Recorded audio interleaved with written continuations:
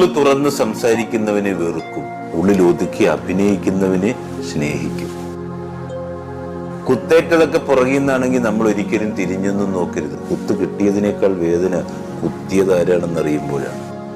ഈ അനുഭവങ്ങളൊക്കെ തീക്കനലുകൾ പോലെയാണ്. കത്തുകയോ അണയുകയോ ഒന്നുമില്ല, നീറി അങ്ങനെ പുകഞ്ഞുകൊണ്ടിരിക്കും. ജീവിതം എന്നൊക്കെ പറയുന്നത് എപ്പോഴും തിരക്കൊഴിയാത്തൊരു നിരത്ത് പോലെയാണെന്ന്. പുതിയ യാത്രക്കാർ വരുമ്പോൾ പഴയവരിങ്ങ് ഇറങ്ങിപ്പോകും. അളവറിയാതെയൊക്കെ സ്നേഹിച്ചാൽ അവഗണിക്കപ്പെടും. അധികം ഒരാളെ വിശ്വസിക്കാൻ പോയാലും ചൂഷണം വരുന്ന വഴിയറിയത്തില്ല. അറുതിയില്ലാതെ സഹായിച്ചാലും മുതലെടുക്കുന്നത് തന്നെ മിച്ചം. പിരിഞ്ഞു പോയവരോടും ഒറ്റപ്പെടുത്തി അകന്നു പോയവരോടും പരിഭവമോ പരാതിയോ ഒന്നും വേണ്ടെന്നേ.